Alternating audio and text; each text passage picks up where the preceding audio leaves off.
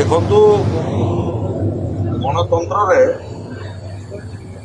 ରାଜ୍ୟ ସରକାରଙ୍କର ହଜାରେ ଭୂମିକା ଥାଏ। ସେ ଭୂମିକା ମାନଙ୍କ ଭିତରୁ ଲୋକଙ୍କର ଧନଜୀବନ ରକ୍ଷା କରିବା ଠାରୁ ଆରମ୍ଭ କରିକରି ଅଞ୍ଚଳର ବିକାଶ ପର୍ଯ୍ୟନ୍ତ, ଲୋକଙ୍କର ଆର୍ଥିକ ମାନଦଣ୍ଡକୁ ସୁଦୃଢ଼ କରିବା ପର୍ଯ୍ୟନ୍ତ, ଗରିବ କଲ୍ୟାଣ ଯୋଜନା ଲୋକଙ୍କର ଦ୍ୱାର ଦେଶରେ ପହଞ୍ଚିବା ପର୍ଯ୍ୟନ୍ତ, ଏସବୁ ଭିତରେ ସବୁଠାରୁ ମହତ୍ତ୍ୱ କାମ ହେଉଛି ଯେ ଯେଉଁମାନେ ସରକାରରେ ଅଛନ୍ତି ସେମାନେ ନିଜକୁ ଲୋକମାନଙ୍କର ସେବାରେ ଉପଲବ୍ଧ କରିବା। ସମାଜରେ ମଣିଷ ସମସ୍ୟାର ସାମ୍ନା କରିଥାଏ ଏବଂ ବହୁତ ସମସ୍ୟା ସେମାନଙ୍କର ନ୍ୟାୟସଙ୍ଗତ ଅଧିକାର ସାଙ୍ଗରେ ସମ୍ପର୍କ ଅଛି। ତେଣୁ ଯେଉଁ ସମୟରେ କୌଣସି ବ୍ୟକ୍ତି ସମ୍ବିଧାନର କୌଣସି ଅଧିକାରରୁ ବଞ୍ଚିତ ହୁଏ କିମ୍ବା କୌଣସି ଅନ୍ୟାୟର ଶିକାର ହୁଏ, ସେ ସମୟରେ ତାର ସମସ୍ୟାକୁ ଶୁଣାଇବା ପାଇଁ ସରକାର ନିଜକୁ ପ୍ରସ୍ତୁତ ରଖିବା କଥା। ସେ କ୍ରମରେ ପାଞ୍ଜାବର ମୁଖ୍ୟମନ୍ତ୍ରୀ ନିଜେ ମଧ୍ୟ ଅଭିଯୋଗ ଶୁଣୁଛନ୍ତି ଲୋକମାନଙ୍କର, ଭୁବନେଶ୍ୱରରେ ମଧ୍ୟ ଶୁଣୁଛନ୍ତି। ଭୁବନେଶ୍ୱର ବାହାରକୁ ଯାଇକରି ପ୍ରଥମ ଥର ପାଇଁ ସମ୍ବଲପୁରରେ ମଧ୍ୟ ମୁଖ୍ୟମନ୍ତ୍ରୀଙ୍କର ଅଭିଯୋଗ ଶୁଣାଣି କାର୍ଯ୍ୟକ୍ରମ ହୋଇଥିଲା।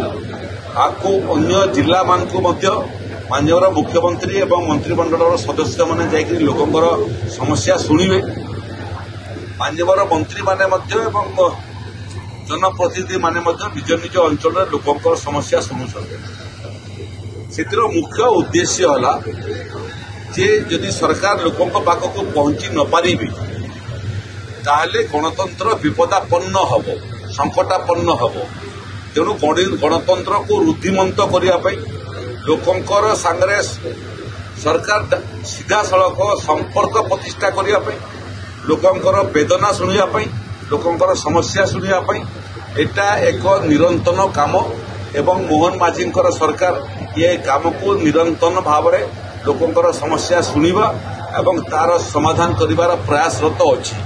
ପ୍ରତ୍ୟେକ ମୁଖ୍ୟମନ୍ତ୍ରୀଙ୍କର ଗ୍ରିଭାନ୍ସରେ 1000 ଅଭିଯୋଗ ପଞ୍ଜୀକରଣ ହେଉଛି, କିନ୍ତୁ ଆସିଲା ବେଳକୁ 600-700 ଅଭିଯୋଗକାରୀ ପହଞ୍ଚୁଛନ୍ତି ନିଜର ଅଭିଯୋଗ ଜଣାଇବା ପାଇଁ। ସମ୍ବଲପୁରରେ ତ ରେକର୍ଡ ସଂଖ୍ୟକ ଅଭିଯୋଗକାରୀ ଆସିଥିଲେ ଏବଂ ତାଙ୍କର ସମସ୍ୟା ଶୁଣା ମଧ୍ୟ ହେଲା ଏବଂ ସମାଧାନ ମଧ୍ୟ ହେଲା।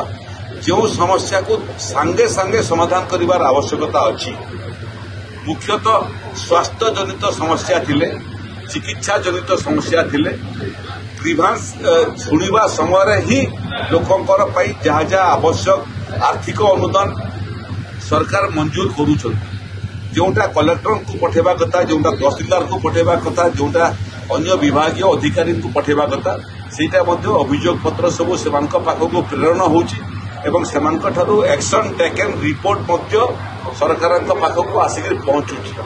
ତେଣୁ ଇଏ କାର୍ଯ୍ୟକ୍ରମ ଏଭଳିଆ ଗୋଟେ କାର୍ଯ୍ୟକ୍ରମ ଯେଉଁଥିରେ ବ୍ୟକ୍ତିଗତ ଭାବରେ ଲୋକେ ତାଙ୍କର ସମସ୍ୟାର ସମାଧାନ କରିପାରିବେ। ବହୁତ ଅଞ୍ଚଳର ଲୋକ ଅଞ୍ଚଳର ସମସ୍ୟା ନେଇକରି ମଧ୍ୟ ଆସୁଛନ୍ତି, ତାକୁ ମଧ୍ୟ ମୁଖ୍ୟମନ୍ତ୍ରୀଙ୍କର ଅଭିଯୋଗ ପ୍ରକୋଷ୍ଠରେ ତାର ବିଚାର ମଧ୍ୟ ହେଉଛି, ତାର ସମାଧାନ ମଧ୍ୟ ହେଉଛି। ଲୋକଙ୍କୁ ସରକାର ସାଙ୍ଗରେ ଯୋଡ଼ିବା ପାଇଁ, ସରକାରଙ୍କୁ ଉତ୍ତରଦେହି କରିବା ପାଇଁ, ସରକାରଙ୍କୁ ଲୋକାଭିମୁଖୀ କରିବା ପାଇଁ ମୋତେ ଲାଗୁଛି ଅଭିଯୋଗ ଶୁଣାଣି ଏକ ନିରନ୍ତନ ଏବଂ ଆଦର୍ଶ କାର୍ଯ୍ୟକ୍ରମ।